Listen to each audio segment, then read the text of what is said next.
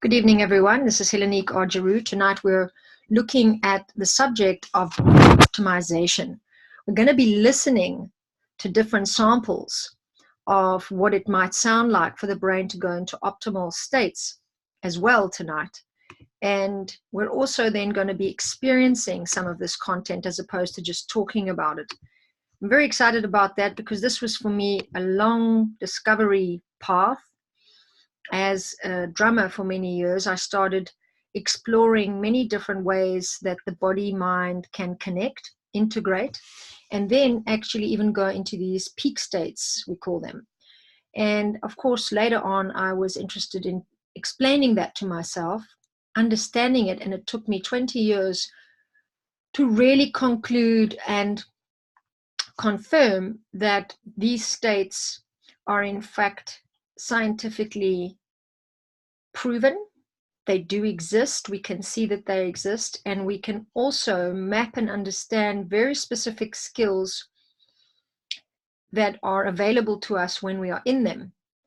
And of course, I did a lot of exploring myself using the drum and rhythm on the brain, and that was where I became interested at first, which means my experience came first and then the theory. And I think that's a very interesting way to be learning about oneself, is to actually have the experience and then to understand it. And then to be able to explain it to people. Here we are 23 years later, where I can explain to you what these peak states were for me specifically, and also how you can understand something about your brain through my experience, but also through the evidence and the research that I'm going to share with you tonight. We really get into the brain and how the brain works in a simple way tonight, but simple is complex enough to really understand the capacity of our brains and what it means to be optimizing the functioning of the brain, and how we need to be doing so much more of that in the time that we're living in now, mainly because we are hyperstimulated and inundated with information. And we're living on a planet that is full of all kinds of waves of invisible information, energy, electrical impulse, whatever you want to call all of that, vibrational impulse that your body is picking up all the time. Your brain is also picking it up all the time. And so you're going into these kinds of lower functioning states without always realizing it. I do a lot of talking about this. I try and mix it into most of my seminar themes because I think it's so important. The yogis called this time the time of Kali Yoga. It means the time of destruction, but really what that actually refers to in Eastern philosophy is also the time of great chaos. And very few people can survive with their sanity in this time. And so actually yoga was taken to the West to support Western people in this time. This is the time that they were planning all of that mindfulness, meditation, yoga, teaching into the West. Aside from that, we also know the philosophers talked a lot about the contraction of the planet and the exponential growth that happens when it's not in contraction is not always possible. So we go through times of expansion where this exponential growth happens and time of contraction. And we are in a time of contraction according to those philosophies as well. What does that really mean? It really means the planet is changing. And we are in a different phase of existence and a different phase of our evolution. And so we see now we have some tools to help us with that. We have technology, which some people say is a saving grace for many, many things. You can build businesses online. You can earn money passively. You can meet anyone at the touch of a button. You can work with anyone at the touch of a button. You can present yourself to billions of people, where you just could not do that before technology was at the level it's at now. But at the same time, then we also have a lot of disadvantages from this. And the disadvantages are this inundation of information, this hyperstimulation, as I mentioned, and then also the kind of overwhelming frequency of development and current trends and increased progress of technology is also creating a very specific kind of anxiety in us, and we have to learn to manage it. And more than that, we have to understand what's happening to us well enough so that we can give ourselves the right kind of support for it. Because ultimately what it means is our brains are a little bit overwhelmed. And in fact, we get interrupted every 11 minutes now because of technology and all the other demands of our lifestyles. So on average, if you're at work, every 11 minutes you're distracted, and it can take you up to 21 minutes to get back to where you were before, depending on the type of distraction. That's an exorbitant amount of money lost by the company that you work for. It's an enormous amount of stress on your nervous system and your sensory system, which is what we're going to go into tonight a little bit more, because your sensory system is what is getting overloaded even when you don't realize. So you're driving on the road and you see the traffic lights, you see the car lights in front of you when the car brakes, and then you might get to a billboard, which is actually maybe even an LCD screen, which has very specific light coming out of it. Information on the screen, all kinds of messaging, adverts, things that you have to pay attention to, even if you try to avoid them. And then you might have a radio in the car. And for us, hypersensitive types like myself, I can tell you that for most bodies, something is going on that you may not be aware of on the vibrational level. And the reason I know that is because there are so many children that cannot process all of these information systems running through their bodies in modern societies. They're just not dealing with enough nature to be able to do that, because nature is what helps our brains change frequency. Now, you might know this already, and you might already be doing it automatically without realizing this is the reason, but the nature that you are exposed to is taking your brain back into a wave called alpha. So I'm going to go into the teaching of brainwave frequencies and where brain optimization comes in, and where this chaos of this time, this contraction of this time actually sits, and how it's affecting our brain's level of comfort and peacefulness. And I'm going to share my screen to do that, because I'd like you to see a few things that are visual to help you work on understanding a little bit more about your specific brain state and the ones that we are trying to optimize. So if you follow me here on this picture, you will see a really interesting image of a brain with loads of waves. And it's obviously on a website here that deals with lots of different kinds of alternative or complementary therapies. But I chose this picture because I want you to witness one very simple thing.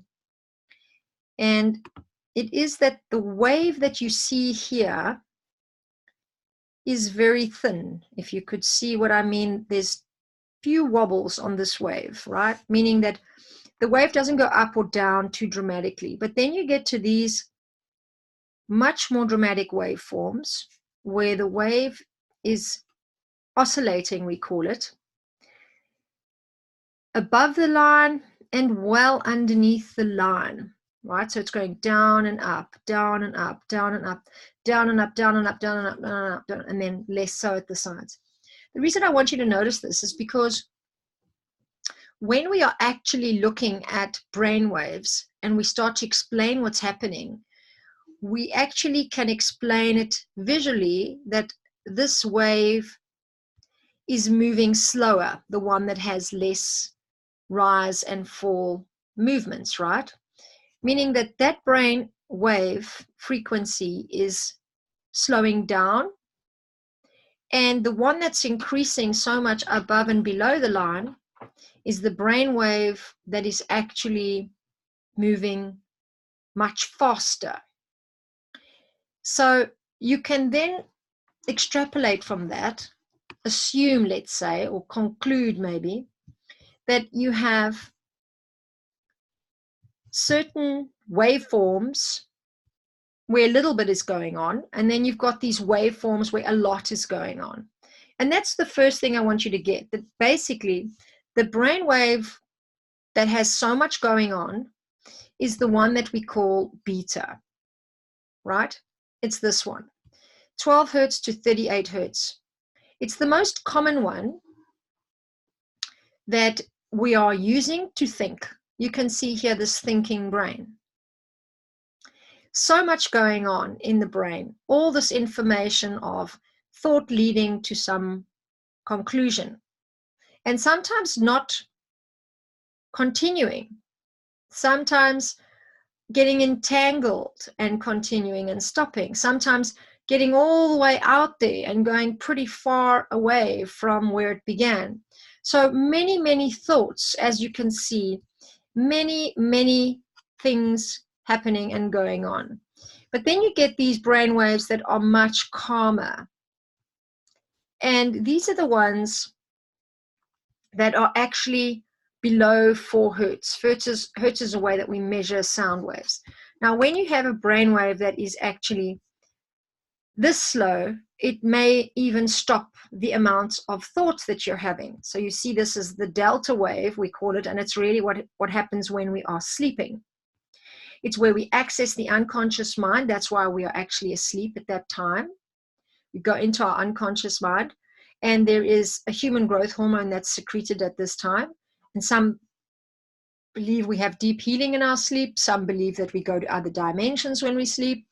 Some people believe that we have rubbish coming out of our dreams that is just like a washing machine that's cleaning up all the thoughts of the day and all the worries and thoughts of the future, worries about the past, all getting reorganized, yeah?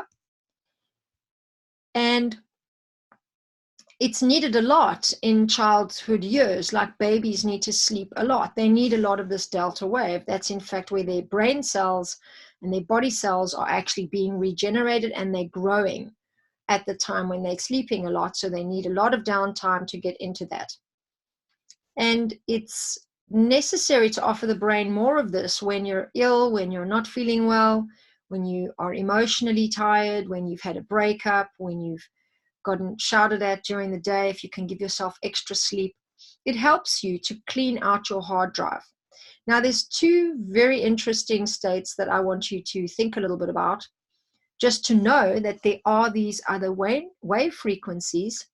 A new one that they're starting to talk about is called the epsilon wave, which is linked to this other one up here called gamma wave, which is found really only in monks who meditate. And it's not very common in other people because it requires hyper-focused, tranquil meditation. And it's this kind of polarity, right? A paradox, as it were, between tranquility and hyper-focus. But that's what happens when you clean out the mind with meditation. It becomes very sharp and very relaxed at the same time. And Tibetan monks, many kinds of monks, show up on tests, EEG tests, with a lot of this gamma wave. Now, if you know this already, take a short step with me as we remind ourselves about the differences here. You can see epsilon goes below sleep state, right? Yet a gamma goes above beta, which was the thinking state. It's up to 40 hertz and 100 hertz gamma brain waves, the one that is very sharp, focused, and tranquil meditative state. And here's the one that I want you to really get focused on for today's training. It's the one called alpha wave. Now, alpha is between 8 and 12. You can see it's well below thinking mind, and it's well below this very strong gamma. So what I'm saying ultimately is that if anything, this beta brainwave frequency needs to be moderated. And in this time of chaos and contraction, all the stimulation and all the hypersensitivity in our lives has a very strong effect on our beta brainwave. In fact, it increases it, it makes it dominant, and it makes it override a lot of other things going on. When you get into nature, you go into this alpha brainwave, 8 hertz to 12 hertz. It's the next step down from the beta, but it's actually the relaxation state, and it's also when we are quite awake. We're not quite as focused as gamma, but we are pretty alert and pretty focused, right? It's also the winding down state. I call it the prayer state, the nature-based state, and it's where you have an increase in serotonin, a relaxed focus, and you begin to access the unconscious mind. So it's where I suggest people do the most amount of reflecting. And that's why we say we need to listen to our inner voice. We need to stop and be silent for a while. We need to get to the still point. All these teachings of mindfulness, they are talking about getting the brain into this alpha state. One of the most mysterious and least understood is theta brainwave state, which is one of my favorites. And it's really where I believe a lot of the flow state, which I'll be training on in the next batch of trainings, sits, although there's no real confirmation for that. We don't have evidence of it yet, or let's say I haven't found the research on it yet, but I have a hunch that this is the wave frequency we can actually get into when we practice very specific kinds of meditation and very specific kinds of discipline. And the flow state sits in here between 4 hertz and 8 hertz, associated with deep meditation, relaxation, or light sleep during the REM cycle. Great inspiration and profound learning can take place in this state, including healing and general experiences of oneness. They say theta is the place where you actually meet your conscious mind with your unconscious mind, and you can experience integration. You actually have a chance to work with your thoughts and your feelings at the same time.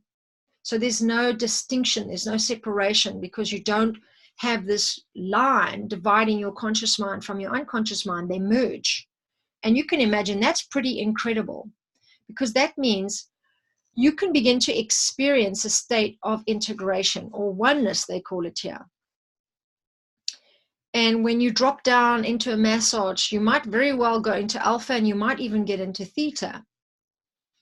You might experience this feeling just before you go to sleep and just before you wake, because you pass through theta before you hit delta. Remember, it's just above delta. Here, 4 hertz.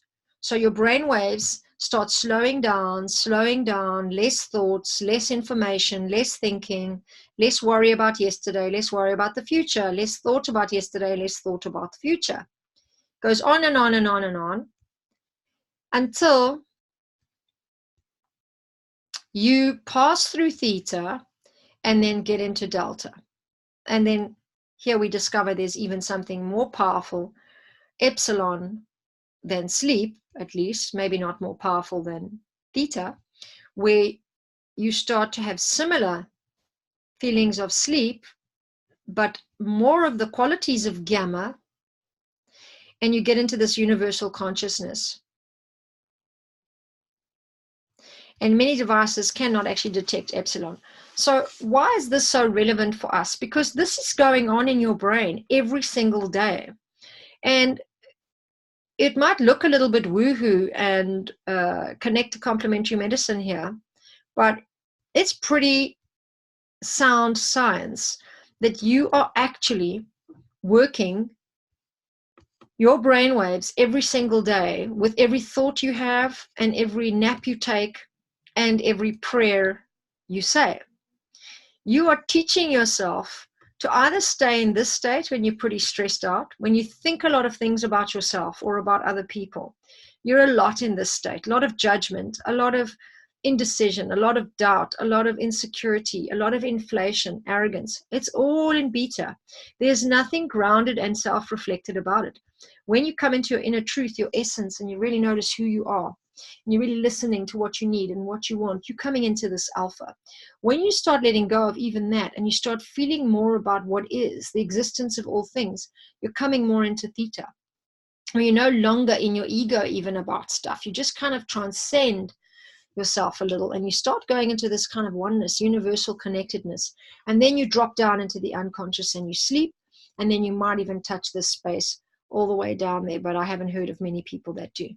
So here's another very great way for you to follow what I'm talking about, where I'm actually referring now to this really interesting capacity of our brain to manage very specific skills depending on the brainwave that we're in, right? So when you're in this sleep state, you can see here they don't show the epsilon state. And why are they named this? Because they follow the Greek alphabet. So epsilon is actually coming after delta as a letter in the Greek alphabet. So we've started here with alpha, beta, theta, delta, epsilon, and gamma comes later. To talk about then delta, right? When we're at this slow wave in the brain, there's not much conscious thought, and we are detached. We have some kind of awareness, but it's detached. And then we have this healing happening in the body, yeah? And this kind of sleep state, we call it, delta, is very slow, and they call it loud waves. Not really sure why. But it's believed that they are the bridge to the collective unconscious. So you're starting to tune into the symbols, the metaphors, the archetypes. You kind of become connected to the human species and all that the human species has learned at that time. That's what Jung's theory was all about. And of course, until 2 years old, you have a lot of this delta brainwave. You actually need it to grow, as I mentioned before. And they are very strong in babies. That's why babies fall asleep. Well, we hope they do when they need to, right? Because they need that amount of sleep. And there's so much information for them to process. So they go into the sleep state so that they can actually put it all together. Now, when we come back up here to theta, we'll see that this is a state for meditation, intuition, and memory. And the words I like to use a lot when I talk about theta is mystical insight. You are able to have mystical insights in this state, unlike any other. So if you have a vision or a healthy vision, right? You have a idea of what your future could look like. It's probable that it's a mix between alpha and theta. And as you can see, these are pretty interesting, mysterious type states because they give us slower information, slower thoughts, and annoying concerns, worries, anxious stuff going on, like beta. Look how crazy and animated it is, and how much changes, right? We need it to plan life. But really, when it slows down into alpha and slows down even more into theta and gets us into this detached awareness or healing into the collective unconscious, we are able to experience things in these two states that we can't experience in beta or delta. And this is where brain optimization comes in. Brain optimization is actually helping the brain go into this state, alpha, certainly, for more intense periods and for greater intensity of alpha than what we can offer ourselves and than what we can actually create easily for longer periods of time. And of course, gamma is this paradox where you see the beta, the mind is so alert, it's picking up absolutely everything, but it's so much more evened out that it can start to create a very similar type of wave here. So welcome to my other guest. I want you to go down to your little microphone and hit mute so that we can come back into a training schedule where I am able to send out this information to you really well. Thanks very much. Great to have you here. Welcome, and nice that you made it. We're looking at the brain. We're talking about the human brain waves and why it's so important to be looking at ways and developing lifestyle habits, but then also I'm suggesting new introduction of what I'm calling brain optimization techniques and tools to supplement our diets of brain training in this modern age that we're now living in. And we can do that through technology. And if we choose real sound recorded by technology, we can actually do some great things. And some people are talking about this as entrainment or brain optimization. And it's really this induced listening response to information that is sound-based that takes the brain here, slows down the brain waves, and then even takes the brain sometimes here, slows it down even more. And when you do that, you also help to increase the depth and intensity of delta. And this is why, because as you can see, if you run too much in this 13 to 32 hertz, it's pretty hard to go from 32 hertz to 4 regularly and properly every night. Let's say you're running this state more than you run this or this, very hard for this to be very strong. Especially for women now, we also need this intuitive voice to guide and direct us a lot in life. So we need to be focusing more on this, doing something for ourselves, pampering, opportunities to actually get connected to the self more and more, so that we come out of the mind into the reflection. Relaxation, visualization, and creativity will do it. And then also to be working on meditation, intuition, and memory. It's not to say that when you meditate, you're going to get into trance states of theta, but it's definitely preparing you to do that, so that one day in the future when you're meditating, it will be very easy for your brainwaves to come here. The intuitive voice, however, is coming to us when we are in theta, which means the more we listen to our intuition, the more we are actually in theta. And the more the body-mind system gets bathed in theta, the more you have these mystical insights of how the universe fits together. This is the place of real collaboration and calibration of the way the universe works. So you get tapped into the collective unconscious to begin to understand all that's been understood. You come into this place of oneness. You've got the support of this alpha that you've just come out of to come here.